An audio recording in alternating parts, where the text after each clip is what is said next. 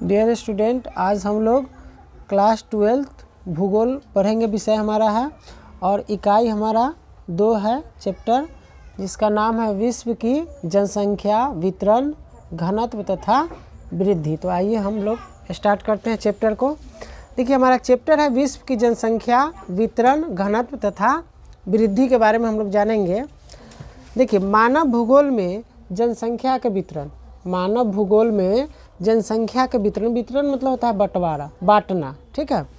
मानव भूगोल में जनसंख्या के वितरण, घनत्व तथा वृद्धि के अतिरिक्त, वृद्धि मतलब ग्रोथ यानी कि बढ़ना, अतिरिक्त लिंगा अनुपात, लिंग का अनुपात हो गया यानी कि स्त्री और पुरुष का अनुपात, पुरुष कितना है और स्त्री कितना है, इसके बारे में। जन्म दर हो गया, जो बच्चा का जन्म है उसको जन्म दर कहेंगे, आगे बताएंगे। मृत्यु दर हो गया। साक्षरता का मतलब हो गया पढ़ा लिखा, है ना, साक्षरता। नगरीय ग्रामीण जनसंख्या यानी कि नगर में कितना जनसंख्या है, जनसंख्या का मतलब लोगों की संख्या, यानी कि नगर में कितना लोग रहता है और गांव में कितना लोग रहता है, उसका कार्यशील कैसा है, किस प्रकार का कार्य है, इसके बारे में हम लोग, है ना, पढ़ेंगे, ठीक है।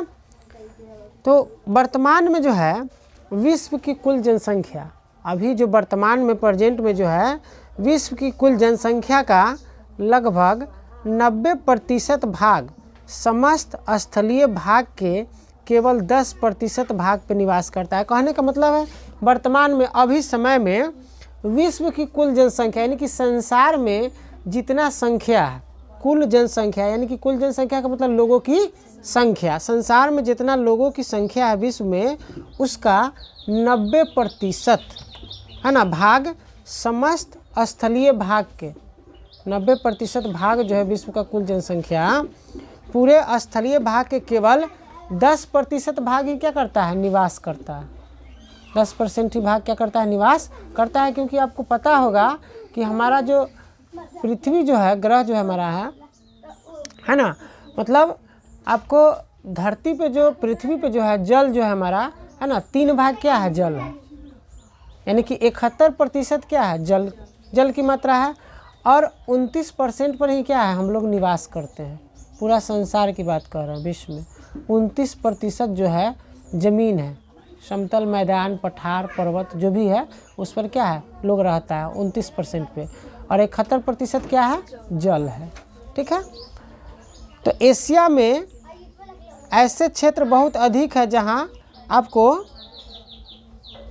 जहाँ जनसंख्या कम है, तथा ऐसे क्षेत्र भी कम है जहाँ जनसंख्या क्या है, अधिक है, ठीक है। विश्व की कुल जनसंख्या का लगभग 90% जो भाग जो है समस्त स्थलीय भाग, स्थलीय भाग का मतलब हो गया जमीन, स्थल में इसका होता है जमीन, है ना, स्थलीय भाग समतल के केवल 10% भाग पे ही निवास करता है। निवास का मतलब हो गया रहना, कहते हैं निवास स्थान, निवास प्रमाण पत्र, आवासीय जिसको बोला जाता है, इस पर लिखा रहता है, पढ़ेंगे आप लोग आगे। हमारा देखिए, मतलब जनसंख्या के घनत्व के बारे में अब थोड़ा हम लोग पढ़ेंगे। जनसंख्या घनत्व हमारा टॉपिक है। देखिए, जनसंख्या घनत्व क्या होता है, जनसंख्या घनत्व प्रति वर्ग किलोमीटर, जनसंख्या घनत्व प्रति वर्ग किलोमीटर क्षेत्रफल में निवास कर रहे व्यक्तियों की संख्या को प्रदर्शित करता है। जनसंख्या घनत्व बच्चों मतलब प्रति वर्ग किलोमीटर, जनसंख्या घनत्व प्रति वर्ग किलोमीटर क्षेत्रफल में, क्षेत्रफल का मतलब है एरिया, कितना दूर में फैला हुआ है जगह, ठीक है। मैथ में पढ़े हम लोग क्षेत्रफल, एरिया पढ़े ना, त्रिभुज का क्षेत्रफल बराबर पढ़े ना। तो जनसंख्या घनत्व प्रति वर्ग किलोमीटर क्षेत्रफल में निवास कर रहे व्यक्तियों की संख्या को प्रदर्शित करता है, कि मतलब इस क्षेत्र में कितना व्यक्ति जो है निवास करता है, ठीक है, प्रदर्शित करता है। प्रदर्शित मतलब बताना उसको। दूसरा चीज़, जनसंख्या घनत्व जो है मानव भूमि का एक अनुपात है। जनसंख्या घनत्व जो है मानव भूमि का क्या है, एक अनुपात है। अतः किसी प्रदेश के क्षेत्रफल तथा जनसंख्या में जो पारंपरिक अनुपात होता है उसे जनसंख्या घनत्व कहा जाता है। पारंपरिक का मतलब हो गया पहले से, ठीक है, यानी कि आपको किसी प्रदेश में, प्रदेश का मतलब क्या हो गया, बिहार हमारा प्रदेश हो गया, बिहार राज्य, इसी प्रकार अनेक प्रदेश हैं, उत्तर प्रदेश हो गया, है ना, अलग अलग प्रदेश हैं। तो कहने का मतलब है किसी प्रदेश के क्षेत्रफल तथा जनसंख्या में जो पारंपरिक अनुपात होता है उसे क्या कहेंगे? जनसंख्या घनत्व अनुपात कहेंगे। ठीक है, जनसंख्या घनत्व कहेंगे। दूसरा चीज़ देखिए, किसी प्रदेश का जनसंख्या उपभोग कितने व्यक्तियों द्वारा किया जाता है। मान लीजिए कोई प्रदेश है, हमारा बिहार प्रदेश है, ठीक है, तब मतलब उस प्रदेश में उपलब्ध संसाधन, संसाधन समझ रहे हैं क्या होता है? पढ़े हैं प्राकृतिक संसाधन, मानव निर्मित संसाधन पढ़े हैं, 8 क्लास से ही पढ़ रहे हैं, 10th में पढ़े होंगे। संसाधन मतलब हो गया कि हमारे आसपास जितने भी वस्तु हो, पेड़ पौधा हो, नदी हो, तालाब हो, झरना हो, स्कूल हो, कॉलेज हो, जो उपयोग में हमारे आ जाए उसे क्या कहेंगे? संसाधन। मानव भी क्या है? एक संसाधन है, क्योंकि मानव भी बहुत कुछ बनाता है, खुद बनाता है और खुद उसका उपयोग करता है। मान लीजिए कपड़ा बना रहा है तो कपड़ा कौन इस्तेमाल करेगा? मानव। कोई चीज़ बना रहा है, खाने पीने का चीज़ बना रहा है तो उसको फिर आदमी इस्तेमाल करता है। तो मानव भी क्या हुआ? संसाधन हुआ। क्या हुआ? संसाधन। तो कह रहा है उस प्रदेश में, कोई प्रदेश में उपलब्ध संसाधनों का उपभोग, उपभोग का मतलब हो गया उसका उपयोग करना, उपभोग का मतलब उसका उपयोग करना। उपभोग कितने व्यक्तियों द्वारा किया जा रहा है? मान लीजिए एरिया में इतना उत्पादन हो रहा है कोई चीज़ का, प्रदेश में अपना, इसका कितना लोग क्या कर रहा है? उपयोग कर रहा है ना, कितना लोग नहीं कर रहा है। मतलब तो अर्थात व्यक्तियों की संख्या प्रदेश के संसाधनों के उपयोग पर स्तर पर निर्धारित करता है। देखिए, व्यक्ति की संख्या जो है प्रदेश के, कोई व्यक्ति का संख्या जो है प्रदेश के मतलब संसाधनों के उपभोग के स्तर पर क्या करता है? निर्धारित करता है कि कितना वस्तु का उपयोग कर रहा है, उसके अनुसार उसका संख्या प्रदर्शित हो जाएगा। मान लीजिए पहाड़ होगा, वहाँ कहीं पहाड़ है तो वहाँ क्या है? पहाड़ पर संख्या कम है, समतल मैदान नहीं है ना, और वहाँ पे जो संसाधन है, मान लीजिए पेड़ पौधा है तो उसका उपयोग आदमी बहुत कम करेगा, क्योंकि ऊंचा ऊंचा जगह पे होगा, खाई में होगा तो वहाँ पे तो पहुँच नहीं सकता है, उसी प्रकार रह जाएगा प्राकृतिक संसाधन। ठीक है, देखिए जनसंख्या घनत्व जो होता है ना, उसका एक सूत्र होता है, फार्मूला होता है। मान लीजिए जनसंख्या घनत्व किसी भी प्रदेश का निकालना हो, है ना, तो उसका फार्मूला होता है, सूत्र होता है, जनसंख्या घनत्व बराबर क्या होता है? प्रदेश की कुल जनसंख्या। अगर कहीं का हमको जनसंख्या घनत्व निकालना है तो जनसंख्या घनत्व का फार्मूला क्या होता है? जनसंख्या घनत्व बराबर होता है प्रदेश की कुल जनसंख्या अब बटे प्रदेश का कुल क्षेत्रफल। ठीक है, जनसंख्या घनत्व आपको का सूत्र क्या होता है? जनसंख्या घनत्व बराबर क्या होगा? प्रदेश की कुल जनसंख्या। क्या होगा? बोलिए। प्रदेश की कुल जनसंख्या अब बटे प्रदेश की कुल क्षेत्रफल। उदाहरण के लिए मान लीजिए किसी प्रदेश का क्षेत्रफल जो है 200 वर्ग किलोमीटर है। मान लीजिए जैसे में किसी प्रदेश का, मान लीजिए बिहार का मान लीजिए, है ना, क्षेत्रफल 200 वर्ग किलोमीटर है, तो कुल जनसंख्या जो है 2 लाख व्यक्ति है।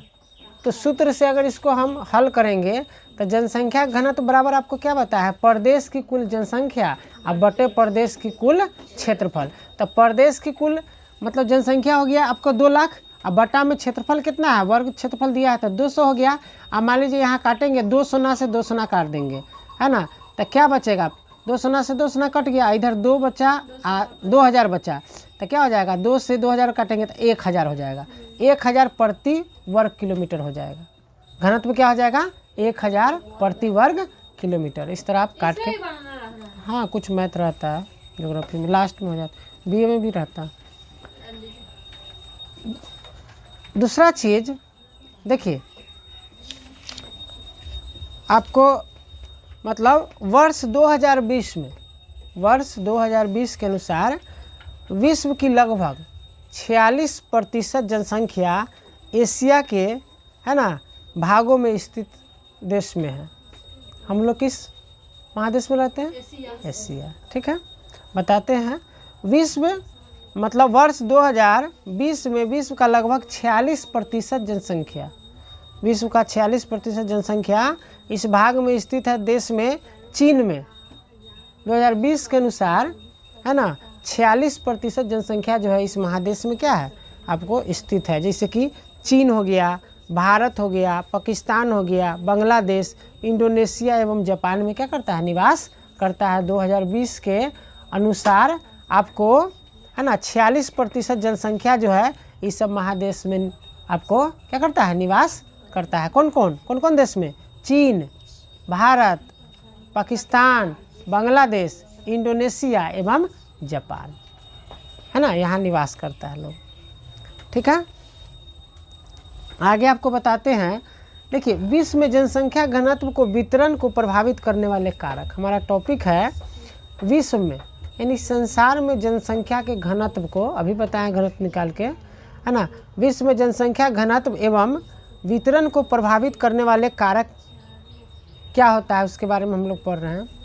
देखिए, विश्व की 50% जनसंख्या, सुनिएगा, विश्व की 50% जनसंख्या स्थल के केवल 5% भाग पर रहता है। पूरा संसार का 50% जो जनसंख्या है, आधा लोगों का संख्या स्थल के केवल, मतलब ज़मीन के केवल 5% भाग पे ही रहता है, निवास करता है। ठीक है, जबकि स्थल खंड का 65% भाग ऐसा है जिस पर केवल विश्व की 5% जनसंख्या निवास करता है। मतलब खंड माने क्या हो गया, टुकड़ा, भूमि का टुकड़ा। मतलब 50% पर आपको जनसंख्या स्थल है, 5% भाग पर निवास करता है। 50% जहाँ आपको जनसंख्या है वहाँ स्थल है, स्थल के केवल 5% निवास करता है। और दूसरा चीज़ आपको दूसरा खंड पे, मतलब टुकड़ा पे भूमि के स्थल खंड का 65% भाग जो है, 65% जो भाग जो है केवल विश्व की 5% जनसंख्या पे निवास करता है। अतः यह स्पष्ट है कि भूपटल के सभी भाग जनसंख्या को समान रूप से आकर्षित नहीं करता है। कहने का मतलब सभी जगह एक समान जनसंख्या नहीं पाया जाता है ना। कहीं जनसंख्या का घनत्व अधिक होगा, कहीं क्या होगा, कम होगा। मैदानी जो भाग होगा, समतल हमारा भूमि होगा, वहाँ क्या होगा, जनसंख्या घनत्व अधिक आपको देखने को मिलेगा। अब मान लीजिए समतल जहाँ प्लेन जगह होगा तो वही ना अधिकांश लोग घर बनाएगा। अब नदी में तो घर नहीं बनाएगा, पैसा वाला होगा तो नदी पोखरा को भरवा के अपना बना लेगा। अधिकांश लोग प्लेन जगह में ना घर बनाता है, खेतों में बनाएगा तो भर के बनाएगा थोड़ा बहुत, तो प्लेन जगह में। ठीक है, जनसंख्या के वितरण तथा घनत्व को प्रभावित करने वाले कारकों को निम्नलिखित 3 वर्गों में रखा गया है। वर्ग मतलब क्लास, इंग्लिश में कहते हैं ना, चाहे भाग भी कह सकते हैं, है ना। उतना भाग में उसको क्या कर दिया गया है, बांट दिया गया है। ठीक है, तब सुनिएगा, जनसंख्या के वितरण, वितरण मतलब बांटना, जनसंख्या के। देखिए आगे बता रहे थे आपको कि जनसंख्या के वितरण तथा घनत्व को प्रभावित करने वाले कारकों को निम्नलिखित 3 वर्गों में रखा गया है। मतलब 3 वर्ग में उसको बांटा गया है। किसको? जनसंख्या का वितरण तथा घनत्व को प्रभावित करने वाले जो कारक है उसको 3 वर्गों में बांटा गया है। पहला होता है भौगोलिक कारक। पहला क्या होता है? भौगोलिक कारक होता है।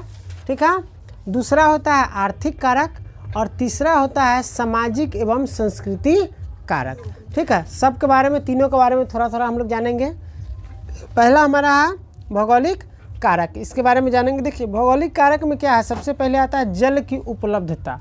जल की उपलब्धता यानी कि मनुष्य की प्राथमिक आवश्यकता क्या है? जल का स्थान भोजन से पहले होता है। मान लीजिए भोजन के बिना तो आप रह भी जाइएगा, 2-4-5 दिन रह जाइएगा, लेकिन जल के बिना नहीं रह सकते। और उससे भी पहले क्या है? हवा, है ना, उसके बिना तो 1 मिनट भी नहीं रह सकते हैं। तो पहला भौगोलिक कारक में हमारा क्या आएगा?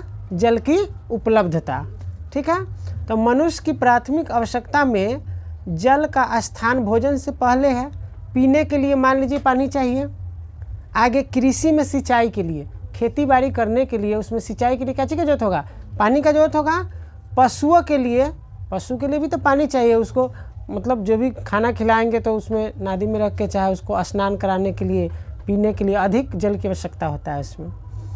ठीक है, औद्योगिक कार्य के लिए, औद्योगिक जो फैक्ट्री है, कल कारखाना है, उसमें भी जल का जरूरत पड़ता है। जैसे मान लीजिए कपड़ा का फैक्ट्री है तो कपड़ा प्रोडक्शन हो जाता है, उत्पादन होता है, सिला जाता है, तो उसके बाद वॉश होता है, वॉशिंग मशीन में धोआता है वो, उसके बाद उसी में सूखता भी है, उसके बाद प्रेस होता है, तब पैकिंग होता है, तब आपके पास चकचक आता है, सारा प्रोसेस से गुजर के तब आता है प्रेस व्रेस कैप। तो जल की उपलब्धता मनुष्य की प्राथमिक आवश्यकता है, जिसमें जल का स्थान भोजन से पहले है, पीने के लिए, कृषि में सिंचाई के लिए, पशुओं के लिए तथा औद्योगिक कार्य के लिए जल की आवश्यकता होता है। ठीक है। दूसरा है भू आकृति। भू आकृति मतलब क्या होगा नेहा? भू आकृति का मतलब भूमि का आकृति, साइज, है ना। भू आकृति के लिए देखिए, विश्व के समतल मैदानी भाग, समतल का मतलब प्लेन, इंग्लिश में क्या कहेंगे? प्लेन, हिंदी में समतल, यानी कि विश्व का जो समतल जो मैदानी भाग है, सामान्यतः सघन बसे मिलते हैं। समतल जहाँ भाग देखिएगा, समतल जहाँ ज़मीन है, भूमि का भाग है, वहाँ पे आपको अधिक लोग देखने को मिलेगा। सबसे अधिक लोग किस भाग में बसता है? मैदानी या समतल भाग में अधिक घर आपको देखने को मिलेगा, तो अधिक मिलेगा, जनसंख्या घनत्व भी अधिक होगा उसमें। तो भू आकृति में हो गया आपको विश्व के समतल मैदानी भाग, सामान्यतः सघन बसे मिलते हैं, क्योंकि यह क्षेत्र कृषि फसलों के उत्पादन, मतलब भू आकृति में समतल मैदानी भाग में अधिक लोग मिलेगा आपको। क्यों मिलेगा वहाँ पे अधिक लोग? क्योंकि यहाँ पे लोग कृषि करता है, खेती बाड़ी। अब खेती बाड़ी भी कहाँ करेगा? समतले मैदान में न करेगा। खेत क्या होता है? प्लेन होता है। मान लीजिए नदी में खेती थोड़ी होगा, गहिरा में खेती थोड़ी होगा, नहीं होगा, है ना। तो समतल मैदान में कृषि के लिए, फसलों के उत्पादन के लिए, कोई फसल अगर उसका उत्पादन कर रहे हैं, प्रोडक्शन कर रहे हैं, तो उसके लिए समतल मैदान की जरूरत पड़ेगा। आगे हो गया सड़क निर्माण। सड़क निर्माण के लिए आपको मतलब प्लेन जगह रहेगा तभी सड़क बनेगा, और नहीं है तो थोड़ा बहुत गड्ढा उड्ढा है तो मिट्टी उट्टी भर के सड़क बनता है। गांव देहात में देखे ही हैं, चाहे बना भी आप लोग देखे हैं। आगे हो गया उद्योग की स्थापना के लिए अनुकूल दशाएं भी चाहिए। मान लीजिए फैक्ट्री कोई लगा रहा है, कारखाना लगा रहा है, उद्योग, तो वो कहाँ लगाएगा? समतल मैदान में ही लगाएगा। बड़ा बड़ा बिल्डिंग बनेगा, फैक्ट्री बनेगा, उतना लेबर मजदूर उसमें काम करेगा, तो समतल मैदान में ही बनेगा। ठीक है। तो ये चीज़ हो गया। दूसरा जो है आपको मतलब ये समतल मैदानी भाग बताए हैं। दूसरा और पहाड़ी तथा पर्वतीय क्षेत्र। पहाड़ी जो क्षेत्र है और पर्वतीय क्षेत्र की दृष्टि से अधिक उपयुक्त नहीं होते, इसी कारण इन क्षेत्र में कम जनसंख्या मिलता है। पहाड़ी जो क्षेत्र होता है और पर्वतीय जो क्षेत्र होता है, वहाँ पे ये सब चीज़ उपलब्ध नहीं होता है। ठीक है, इसीलिए वहाँ पे जनसंख्या कम पाया जाता है। मान लीजिए सड़क वहाँ पे ढंग से नहीं बन सकता है, कल कारखाना फैक्ट्री नहीं लग सकता है, उद्योग धंधा नहीं लग सकता है, लोग वहाँ पे घर अधिक नहीं बना सकता है, समतल मैदान नहीं है, सड़क नहीं बन सकता है, तो वहाँ पे क्या होगा? अधिक लोग मतलब नहीं बसते हैं, कम लोग बसते हैं। आगे है तीसरा जलवायु। जलवायु परिवर्तन के बारे में हम लोग पढ़े भी हैं इससे पहले। देखिए जलवायु में क्या होता है?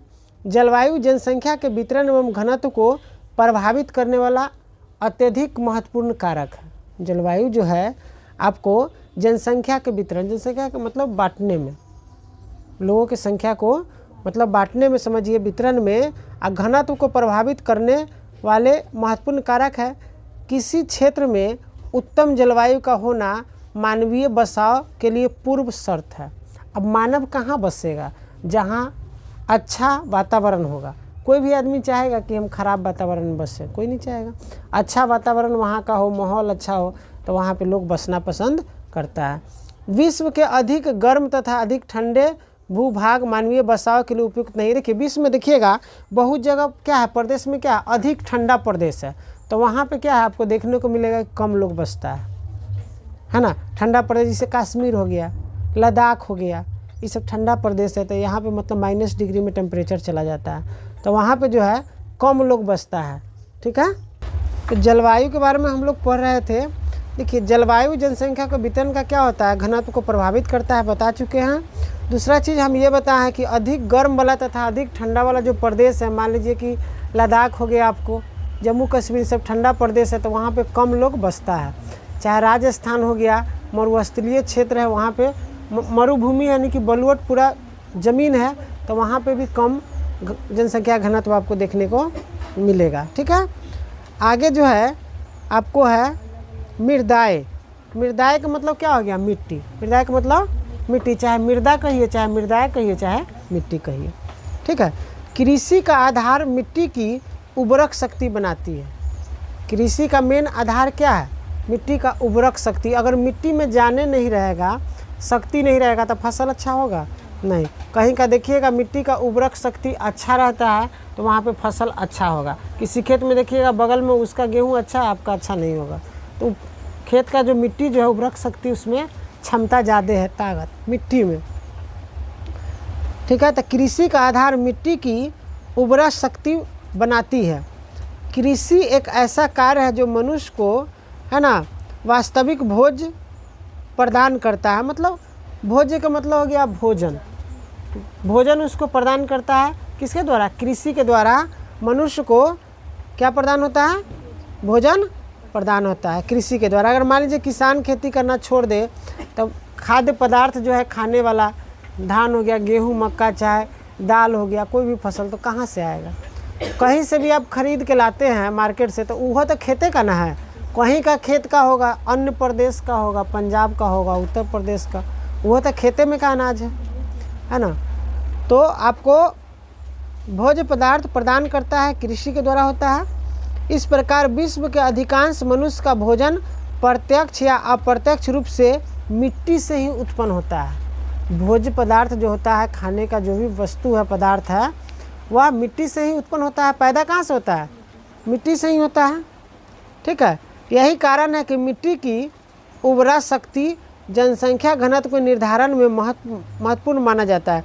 मिट्टी का जो उर्वरक शक्ति जो है जनसंख्या के घनत्व के निर्धारण पर निर्भर करता है। अब मान लीजिए, देखिए, जहाँ पे अगर जनसंख्या नहीं है तब वहाँ पे अगर खेती बाड़ी करना मनुष्य छोड़ देगा तो जगह क्या हो जाएगा? बंजर हो जाएगा। हो जाएगा कि नहीं? परती छोड़ दीजिएगा तो उसमें क्या होगा? खेती जल्दी नहीं अच्छा होगा, उर्वरक शक्ति उसका ख़त्म हो जाएगा। आगे है आपको अन्य कारक भी है होने पर। यदि किसी प्रदेश में मिट्टी उर्वरक शक्ति रखती है तो उस प्रदेश में जनसंख्या का उच्च घनत्व भी मिलता है। मान लीजिए कहीं का मिट्टी क्या अधिक उपजाऊ है, समतल भाग है, तो वहाँ पे आपको अधिक जनसंख्या भी देखने को मिलेगा कि लोग जो है वहाँ पे अधिक खेती बाड़ी करेगा। उधर अगर ज़्यादा किसी का खेत रहेगा तो सोचेगा हम इधरे बस जाए, रोड साइड में रहेगा तो वहीं घर बना लेगा, खेती बाड़ी भी हो जाएगा, अपना वहाँ पे रह भी सकता है।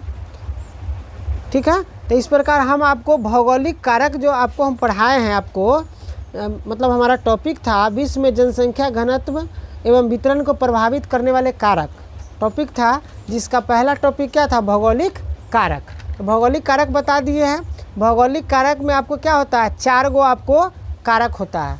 मतलब इसमें भौगोलिक कारक का 4 गो कारक होता है। पहला बताया है आपको जल की उपलब्धता, दूसरा बताया है भू आकृति, तीसरा बताया है जलवायु, और चौथा बताया है ना, मृदाएँ यानी कि मिट्टी के बारे में। दूसरा हमारा टॉपिक है आर्थिक कारक। ठीक है। आर्थिक कारक है। देखिए आर्थिक कारक में क्या आएगा आपका? इसमें भी हमारा 3 आएगा। ठीक है। कारक आर्थिक कारक में पहला आएगा खनिज पदार्थों की उपलब्धता। खनिज पदार्थों की उपलब्धता यानी कि कहने का मतलब जिन प्रदेश में खनिज संपदा प्रचुर मात्रा में होती है वहाँ औद्योगिक विकास एवं खनन क्रिया के कारण जनसंख्या क्या होता है? सघन होता है। समझ रहे हैं? खनिज पदार्थ जो हमको भूमि से प्राप्त होता है, खनिज, मान लीजिए जैसे क्या हो गया आपको? कोयला हो गया, लोहा हो गया, तांबा, जस्ता आदि का मिलना। कहने का मतलब जिस प्रदेश से, ध्यानपूर्वक सुनिएगा सभी बच्चे, जिस प्रदेश से खनिज संपदा यानी कि संपत्ति खनिज का, है ना, प्रचुर मात्रा में यानी कि बहुत मिलता है, जो राज्य से चाहे कोई प्रदेश से, देश से बहुत मात्रा में खनिज मिलता है, तो खनिज मिलेगा तो क्या होगा? वहाँ औद्योगिक उद्योग धंधा होगा, फैक्ट्री लगेगा, कल कारखाना लगेगा कि नहीं? तो उस क्षेत्र में क्या हो गया? जनसंख्या अधिक आपको देखने को मिलेगा। अब जहाँ पे काम लोगों को अधिक मिलेगा तो वहाँ पे तो लोग भी जाएगा काम करने। इतना दिल्ली हो गया, चाहे महाराष्ट्र हो गया, है ना, पंजाब हो गया, लोग वहाँ पे क्यों जाता है? काम मिलता है इसलिए वहाँ पे लोग जाता है। हमारे बिहार के जो भी हमारे मजदूर भाई है वहाँ लोग जाते हैं, वहाँ काम करते हैं। कितना लोग तो वहाँ बस भी गए हैं, बसे है कि नहीं? दिल्ली में, दिल्ली मुंबई घर बना लिया अपना भी।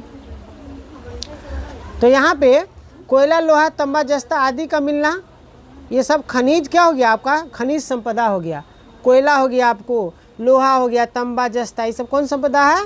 खनिज संपदा। इसको क्या बोलेंगे? खनिज बोलेंगे। ठीक है, जिससे वहाँ बड़े स्तर पर औद्योगिक विकास हुआ। मतलब जहाँ ये सब चीज़ अधिक मात्रा में मिलेगा, है ना, आपको खनिज पदार्थ, वहाँ पे आप देखिएगा कि औद्योगिक का विकास। उद्योग का मतलब हो गया उद्योग धंधा, कल कारखाना, फैक्ट्री को क्या कहेंगे? औद्योगिक कहेंगे, मशीन से चलने वाला कारखाना। जैसे अफ्रीका का, है ना, कटागा क्षेत्र, ये सब चीज़ है आपको। नागपुर क्षेत्र में जनसंख्या की, है ना, हाँ, नागपुर क्षेत्र में जनसंख्या की सघनता के कारण वहाँ मिलने वाले प्रचुर खनिज संसदा है, मतलब सॉरी खनिज संपदा है। खनिज संसाधन मतलब नागपुर क्षेत्र में जनसंख्या ज़्यादा क्यों पाया जाता है? घना, क्योंकि वहाँ पे बहुत मात्रा में अधिक खनिज वहाँ पे पाया जाता है। ठीक है, दूसरा है आर्थिक कारक में पहला हमने पढ़ा बच्चों खनिज पदार्थों की उपलब्धता। दूसरा टॉपिक है आपको नगरीकरण। नगरीकरण, नगर मतलब सिटी। उत्तम नागरिक सुविधाएं, जैसे उत्तम नागरिक का मतलब क्या हो गया? लोग, सिटीजन हो गया। उत्तम नागरिक सुविधाएं, रोजगार के अधिक अवसर तथा नगरीय जीवन के आकर्षण में बड़ी संख्या में ग्रामीण जनसंख्या नगरीय क्षेत्र में आके बस जाती है। देखो अधिकांश जो है लोग नगर में अभी क्यों बस रहा है? शहर, गांव छोड़ के लोग शहर में सोच रहा है शहर में हम ज़मीन खरीद ले और वहाँ पे घर बना ले, वहीं पे रहे, अच्छे से बच्चों को पढ़ाया लिखाया, वहीं पे अपना बिजनेस करे, चाहे जो कुछ भी।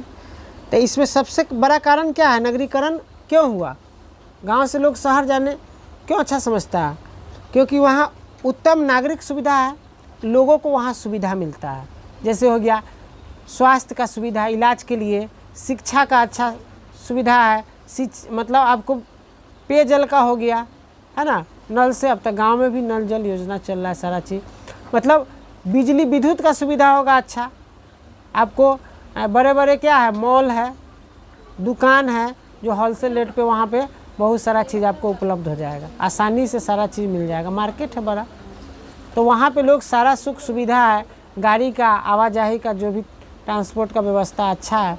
तो शहर में लोग अधिकांश जो है शिक्षा के लिए वहाँ पे लोग जाते हैं कि वहाँ से एजुकेशन अच्छा प्राप्त करें। अब तो गांव में भी सारा फैसिलिटी हो गया है, विद्युत आने से, लाइन आने से।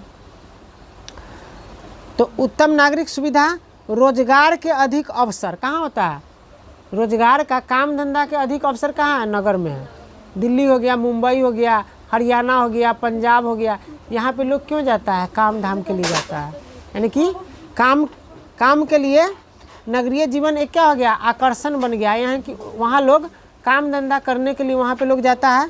दूसरा चीज़, ग्रामीण जनसंख्या नगरीय क्षेत्र में आकर बस जाती है। जो ग्राम का, जो गांव का जो लोग है वह कहाँ बस जाता है? नगर में जाके बस जाता है। इन सब सुविधा के कारण वहाँ पे बस जाता है, काम वहाँ पे मिल जाता है, उसको काम भी करा और अपना फैमिली परिवार को भी ले जाके वहाँ पे अपने बच्चे को भी वहाँ पे रखते हैं, पढ़ाते लिखाते हैं, वहीं पे बस जाते हैं। इससे क्या होता है? नगरों का आकार बढ़ता चला जाता है। अब मान लीजिए कि पहले कम लोग था और गांव से अधिक लोग अब कहाँ बस रहा है? नगर में। तो वहाँ पे नगर का आकार बड़ा हो जाएगा, अधिक लोग हो जाएगा। विश्व का समस्त महानगरों में प्रति वर्ष बड़ी संख्या में प्रवासी लोग के आगे बढ़ रहे हैं। मतलब संसार में प्रवासी का मतलब क्या होता है?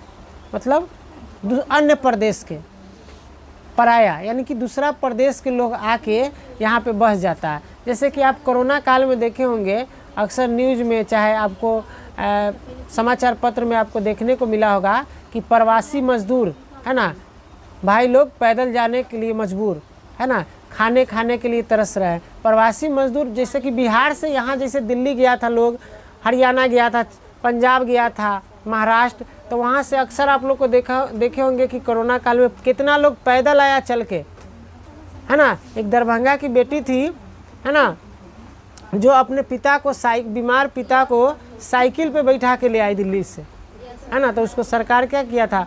मतलब इनाम भी दिया था उसको, 50,000 रुपये की कितना मिला था, बिहार सरकार उसको दिया था। बेटी भी, मतलब पापा उसके बीमार थे, गाड़ी तो चल नहीं रहा था, साइकिल पर बैठा के उतना दूर से अपना पिता के कई दिन में ले आया।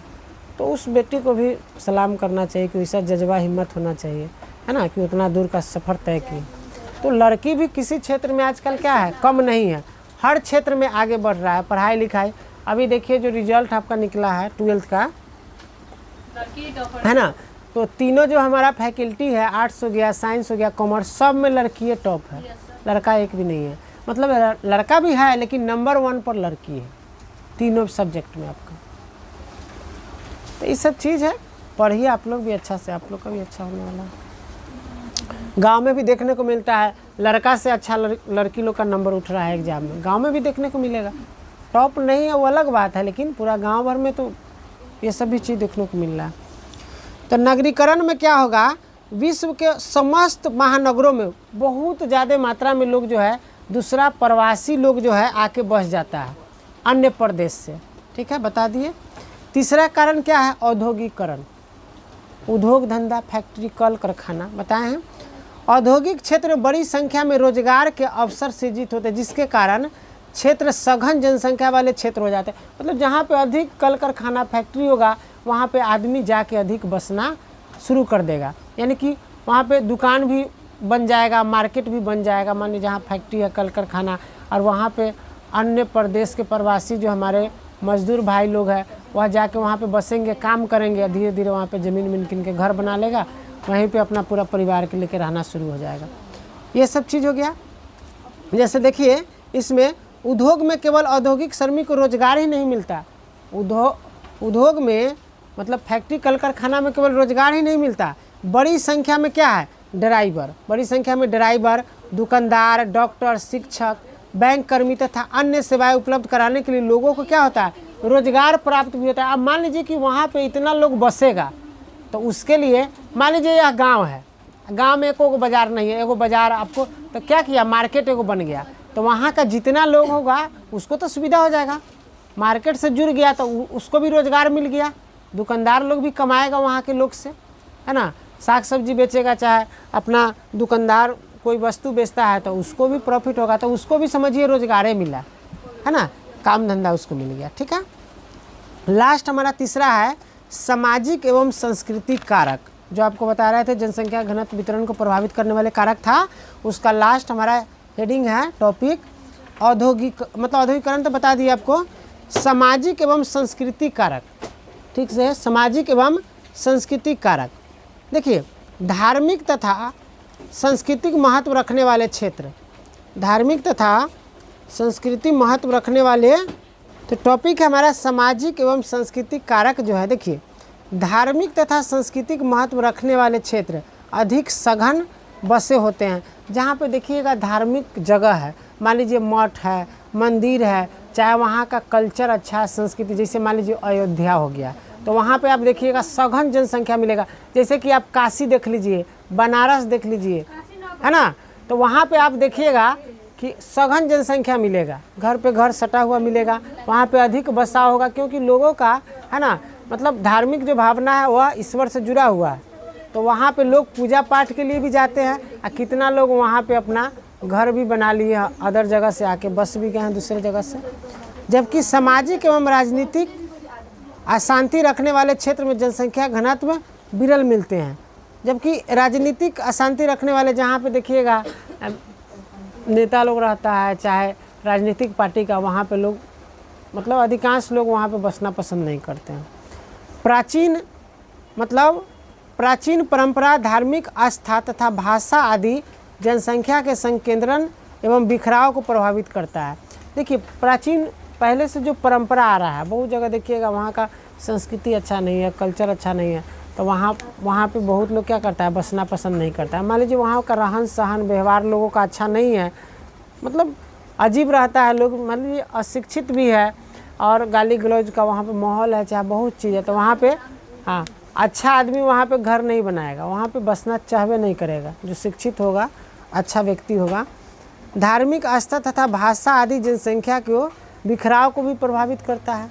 अलग अलग धर्म का है, अलग अलग संप्रदाय के लोग हैं, तो रहता है, ठीक बात है, लेकिन जो भी जिसका अपना धर्म है अधिक सोचेगा कि हम हमारे जो बिरादरी का है हम वहीं पे घर बनाए, हमारे जात बिरादर का है, चाहे हमारा जो धर्म का है वहीं पे जाके हम बसे, है ना, ऐसा लोग सोचते। इसके कारण भी अलग अलग पाया जाता है जनसंख्या। तो इस प्रकार बच्चों आपका जो ये टॉपिक था विश्व में जनसंख्या घनत्व को वितरण को प्रभावित करने वाले कारक, है ना, तीनों आपको हम बता दिए। ठीक है, आगे हमारा टॉपिक है जनसंख्या वृद्धि, पॉपुलेशन ग्रोथ जो है हमारा, यानी कि जनसंख्या वृद्धि के बारे में थोड़ा हम जानेंगे। ठीक है, वृद्धि मतलब होता है बढ़ना। देखिए जनसंख्या वृद्धि क्या होता है, किसी दिए गए समय में जनसंख्या के आकार में परिवर्तन को जनसंख्या वृद्धि कहा जाता है ना। किसी दिए गए समय में, कोई एक समय मान लीजिए दिया गया है, उसमें जनसंख्या के आकार अधिक हो गया, जनसंख्या अधिक हो गया, आकार में परिवर्तन को क्या कहेंगे, जनसंख्या वृद्धि कहेंगे। ठीक है, थोड़ा शांति बना के रखिए, पूजा शांति बना के रखिए। जनसंख्या की यह वृद्धि धनात्मक एवं ऋणात्मक दोनों हो सकती है। ठीक है, धनात्मक का मतलब पॉजिटिव है ना, और ऋणात्मक का मतलब निगेटिव।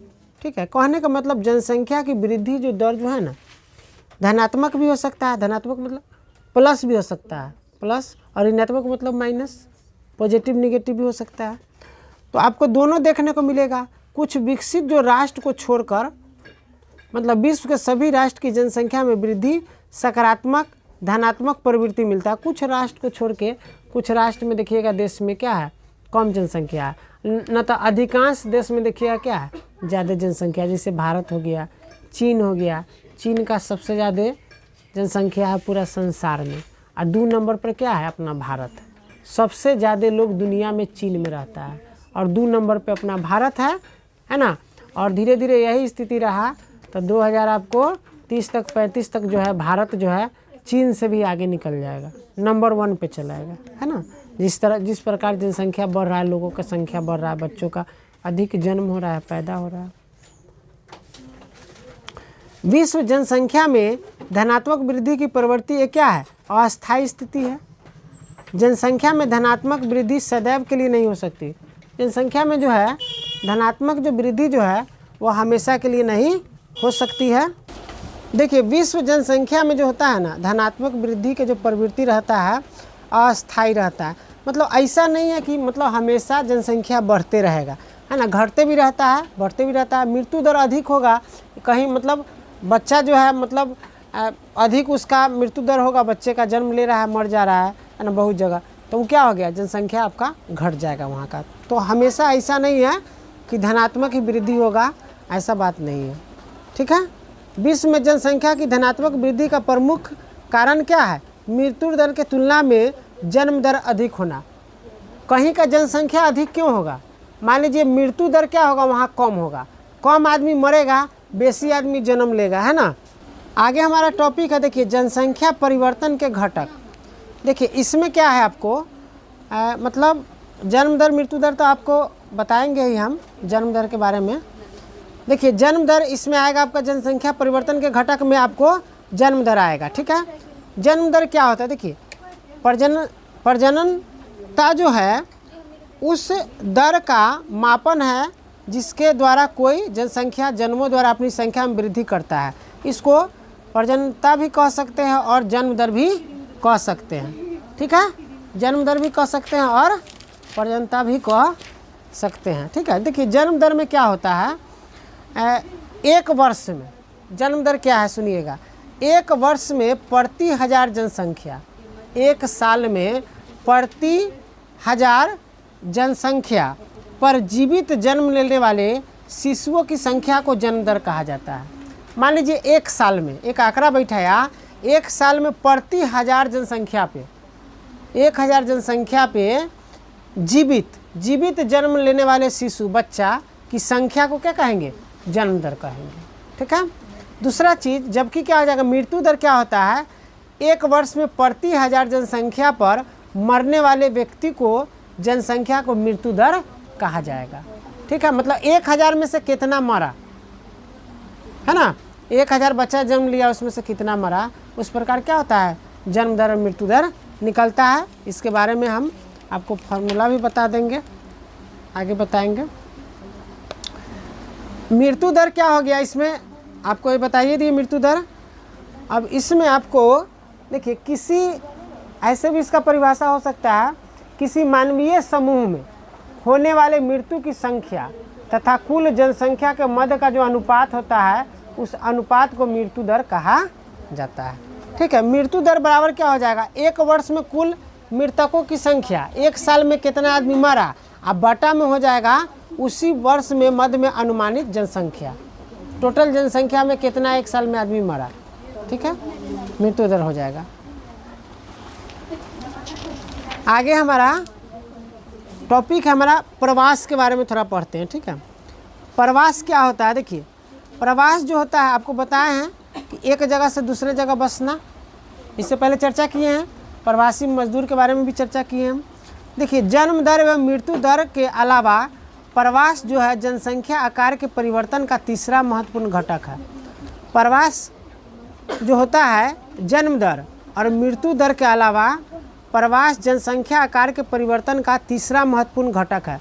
मान लीजिए किसी व्यक्ति समूह द्वारा अपना निवास स्थान अस्थायी परिवर्तन क्या कहलाता है, प्रवास कहलाता है। मान लीजिए हम यहाँ रह रहे हैं, मान लीजिए हम रामनगर में रह रहे हैं, ठीक है, और स्थान चेंज करके हम काशी पकरी में चले गए, तो यह क्या हो जाएगा, अस्थायी परिवर्तन प्रवास कहलाएगा। मतलब यहाँ छोड़ के वहाँ बस जाना, वहाँ घर अपना बना लेना। सामान्यतः प्रवास कम या अधिक दूरी की मानव की गतिशीलता से जुड़ता है। ठीक है, एक जगह से दूसरे जगह जो लोग बस जाते हैं, है ना, उसी को प्रवासी भी कहते हैं। और अप्रवास क्या हो गया, देखिए प्रवास बता दिए, अप्रवास क्या होता है, एक देश के अंदर किसी स्थान पर किसी दूसरे स्थान से जनसंख्या के आने को, है ना, अप्रवास कहा जाता है। मान लीजिए कि जो व्यक्ति अपने निवास स्थान को छोड़कर, निवास स्थान के मतलब जहाँ पे वह रह रहा है, जो व्यक्ति जहाँ पे रह रहा है उस जगह को छोड़ के नए स्थान पे जाके बस जाएगा, उसे क्या कहेंगे, अप्रवासी कहेंगे। क्या कहेंगे, अप्रवासी। मान लीजिए पहले यहाँ आपका निवास स्थान था, आप दिल्ली में जाके बस गए, तो आप क्या कहलाइएगा, अप्रवासी कहलाइएगा। ठीक है, ये चीज़ आपको बता दिए। अब आगे आपको हम बताते हैं जानकीय संक्रमक सिद्धांत बताते हैं थोड़ा, है ना, जानकीय संक्रमण सिद्धांत के बारे में बताते हैं। देखिए इसमें क्या होता है, जनसंख्या वृद्धि के, थोड़ा सा एक टॉपिक रह गया, जनसंख्या वृद्धि के जननांकीय संक्रमक सिद्धांत का महत्व आधार क्या है, जन्म दर। जन्म दर है मतलब बच्चों की संख्या, मृत्यु दर हो गया, तथा इसके अंतर से होने वाली जनसंख्या को प्राकृतिक वृद्धि भी कहते हैं। मान लीजिए जननांकीय संक्रमक जो है सिद्धांत मृत्यु क्रम, प्रजनता तथा वृद्धि दरों के बदलते प्रतिरूप का एक समान वर्णन है, जो समाज के एक जननांकीय अवस्था से दूसरी अवस्था में क्या करता है, प्रवेश का प्रतिफल होता है। ठीक है, आगे आपको बताएंगे। देखिए जनसंख्या नियंत्रण के उपाय, मान लीजिए इतना लोगों की संख्या बढ़ रहा है ना, तो इस पे क्या है, नियंत्रण करना भी जरूरी है, इस पर कंट्रोल करना भी जरूरी है। आगे हमारा जनसंख्या नियंत्रण के उपाय जो है हमारा, आपको भारत, पाकिस्तान तथा इंडोनेशिया नामक दक्षिणी तथा दक्षिणी पूर्वी एशियाई जो देश है हमारा, है ना, आपको अफ्रीका महाद्वीप के अधिकांश देश में जनसंख्या की तीव्र गति से वृद्धि हो रहा है।